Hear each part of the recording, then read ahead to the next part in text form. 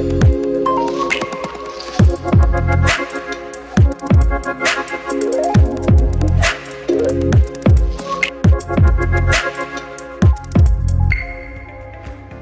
evening, dear viewers, and welcome back to Review program. This episode will be special from TBILISI, the capital of Georgia.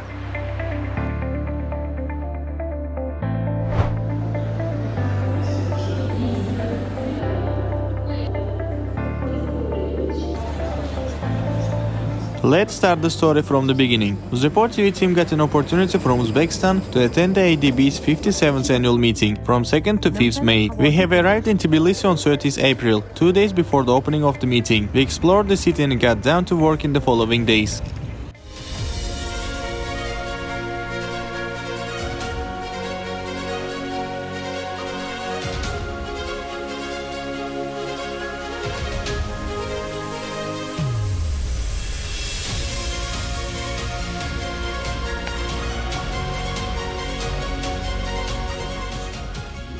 The first day of the global meeting saw the several interesting events. During the day, the presentation of Asian Development Policy Report, Aging Well in Asia, took place. The report highlighted that over the past 2 decades, life expectancy for people over 60 in Asia has increased by more than 5 years. However, so has the expected number of years lived with health issues. A recent study found that 57% of older Asians have at least one diagnosed non-communicable disease, with prevalence varying across the region. In addition, as pointed out in the report, pension coverage among older people is low, particularly for women and rural residents. Considering this, it is stated that governments must prioritize expanding coverage, especially for informal workers, and ensure more equitable distribution, with attention to gender disparities. So in this report, what we're encouraging countries with relatively younger population to do is to prepare its younger generation to age well.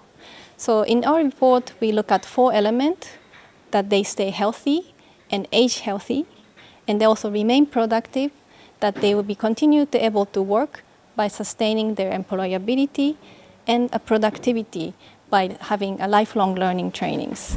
Senior economists also stated that loneliness and social isolation are becoming a big feature among older people in Asia. It may negatively affect the Asian country's economy. They can cause an increase in healthcare costs, demand for social services, and long-term care costs. In some countries, including Uzbekistan, this is not yet a significant issue, but it may bring some problems in the coming years. What kind of actions can be taken by the government to keep the loneliness rate lower? But if it is an issue, it's very important that the government strengthen the community, which can play a bigger role to help older person have active social life when the families are getting smaller. Overall, this report examines progress in Asia and the Pacific in preparing for and achieving well-being among older people.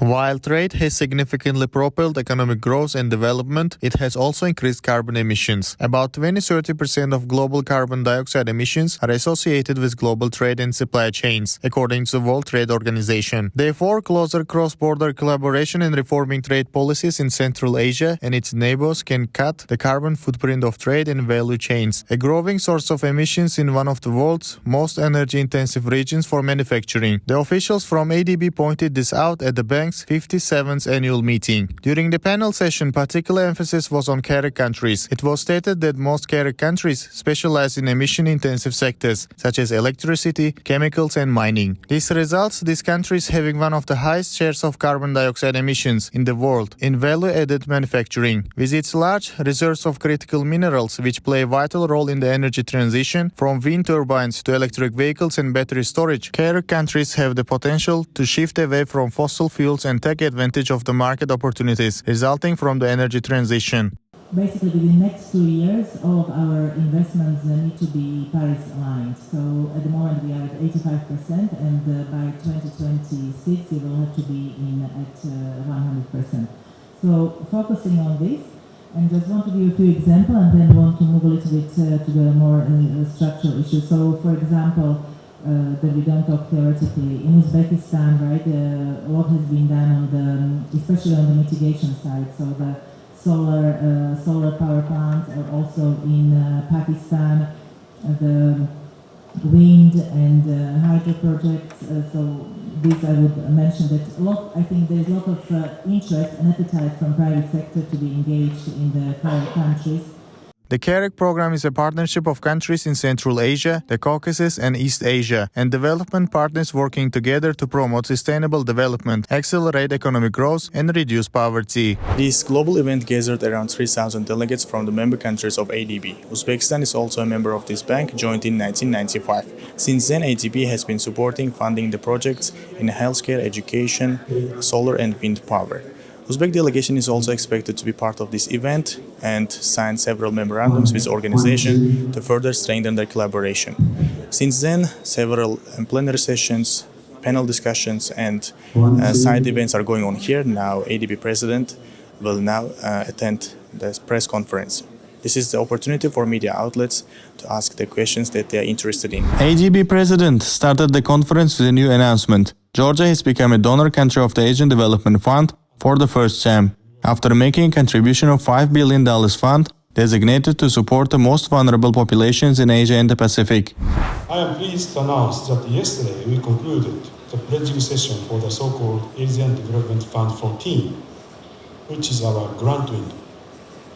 I am very grateful for the generous pledges from donors, which helped deliver a replenishment of $5 billion US dollars. $5 billion US dollars. This remarkable replenishment marks the largest ever commitment to ADF's grant operations.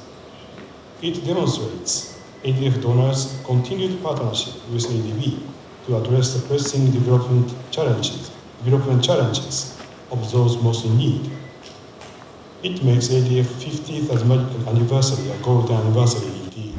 Established in 1974, ADF is to eradicating poverty and enhancing the quality of life in Asia and the Pacific's poorest and most vulnerable countries. Uzbekistan is also a primary recipient of grants from ADF for transformative projects. During the press conference, foreign media outlets asked several questions from the ADB president. One of the interesting ones was from the journalist of Pakistan. According to her, Pakistan is a country particularly vulnerable to the climate change. In 2022, they had devastating floods. Last month, over 1,000 people died because of the floods. She asked how ADB can support vulnerable countries in this regard.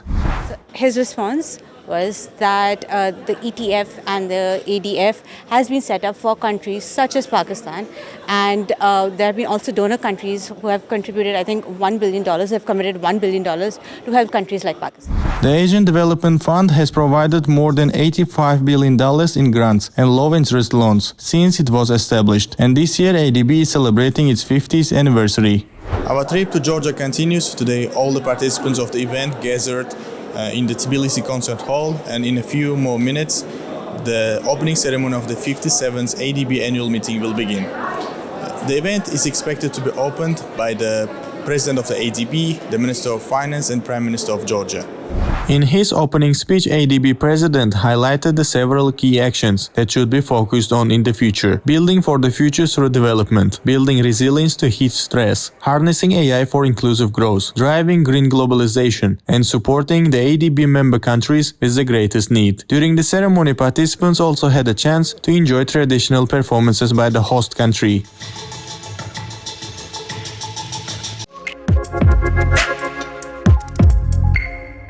Well, in this year's annual meeting, much attention has been paid to the Central Asian countries as well. For instance, ADB presented the report Aging Well in Asia. In it, it's highlighted that life expectancy of people over 60 in Asia has been increased by more than 5 times. However, the number of people lived with health issues also increased. In addition, Uzbekistan and ADB to adopt the new country partnership strategy in 2024 for the years between 2024-2028. We are now going to attend a media briefing and we will try to find out more about this strategy.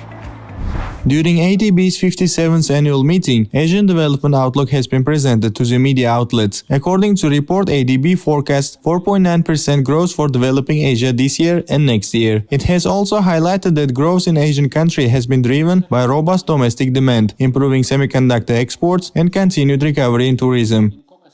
Outlook shows that ADB allocated $4.3 billion for Central and West Asia countries in 2023, including $1.3 billion of climate financing. The bank has allocated $125 million for power transmission grid enhancement project in Uzbekistan. It aims to support the country's transition to a green economy through enhanced reliability of the power transmission system using climate-resilient financing. ADB in Uzbekistan also to adopt a new country partnership strategy in 2024. So what are the key sectors that will be mainly focused on within the strategy? In terms of the priorities, it would not be a surprise that one of our larger priorities is helping the government to deal with the impacts of the climate change. So all, or at least most of our investment in Uzbekistan will be focusing on this area. In terms of sector distribution, I think we have areas where we've been working quite successfully with the government. One, of course, is the transport, both in terms of the roads and also railways, trying to improve Uzbekistan's connectivity, which is landlocked country, to the rest of the region and the world. As the Director General stated, ADB also to help Uzbekistan in energy transition and development of private sector. We already invested quite a lot of funds in developing various solar and wind power projects in the country, and we'll continue to do that. We will also work with the government to help to further develop country's private sector and improve the quality of public sector governance. He also mentioned that Uzbekistan is the second largest borrower after Pakistan. Each year the country receives more than $1 billion to develop the various sectors in the country. For this episode, our guest is ADB Country Director for Uzbekistan, Ms. Lao Araya. Hello, we are very glad to see you here in Tbilisi. Let's talk about the importance of this annual meeting. Why it's so important that it is held every year? Well, thank you. Good afternoon. Yes, annual meeting for ADB is organized once a year, and it is very important and good opportunity for representatives from our member countries to gather together to hear about ADB performance in the past year and also to discuss important priorities in terms of development for member countries. From Uzbekistan, your delegation is led by Deputy Prime Minister Jamshid Khajayev, who is our governor. Yes, and this particular annual meeting is very significant because it is the second time that the country in Caucasus hosts ADB General Annual Meeting. The first time it was Azerbaijan in 2015, and this time it's the first time for Georgia to host. And so it's very close to Uzbekistan, so I hope you feel a little bit like home. So how this year's meeting was different from the previous ones? Yes, there are issues that are emerging, not a great big difference in terms of challenges and opportunity that face our developing member countries, including especially on climate change, is still a pressing issue. But this particular annual meeting, we also have fundraising for Asian Development Fund. This is a cycle that ADB donor member countries, some are even emerging member countries like Georgia and Armenia for the first time also contribute to this in terms of grant to this fund so that ADB can provide this grant to our member countries, especially the ones who are vulnerable and less developed member countries facing disaster risk. So there were 70 topics to discuss for this annual meeting. Can you consider the major ones?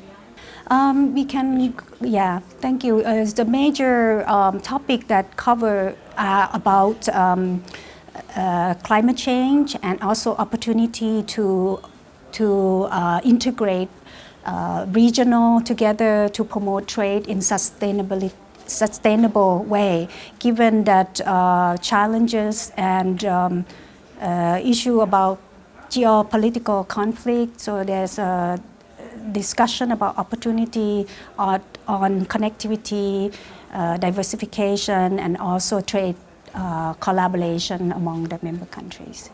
So Uzbekistan is also actively participating in this global event. How it's important for Uzbekistan for the further development? Yes, Uzbekistan is a member of ADB, and by participating in the annual meeting, the delegation have an opportunity to meet with other governors of member country and exchange view.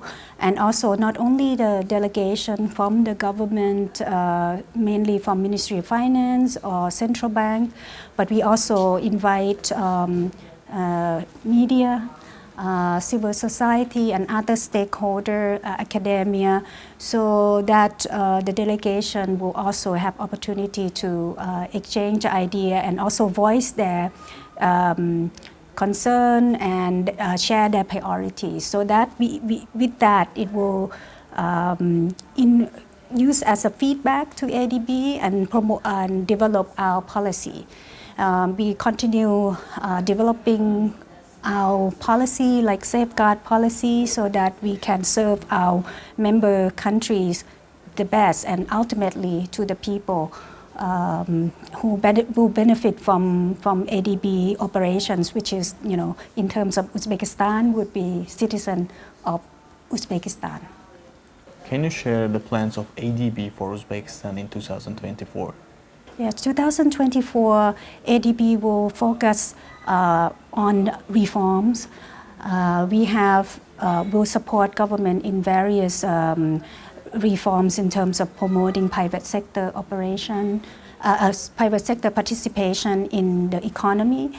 And as you know, in the meeting this afternoon, we also discussed about renewable energy for the government to reduce the footprint in greenhouse gas emission.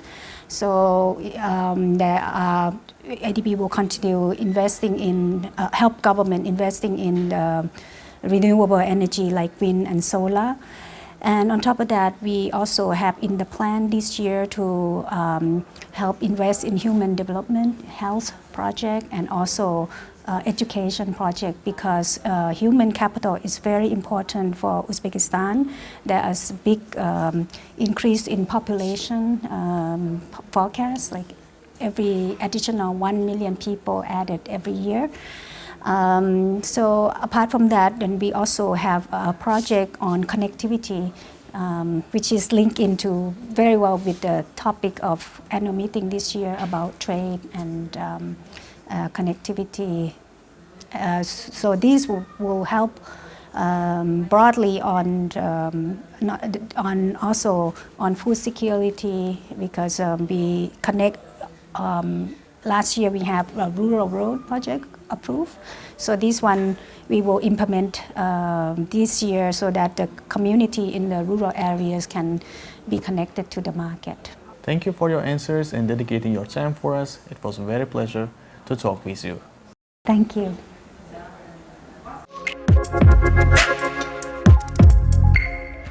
These were the main highlights from this global annual meeting. Thank you for watching. Don't miss review program every Sunday on Uzreport TV.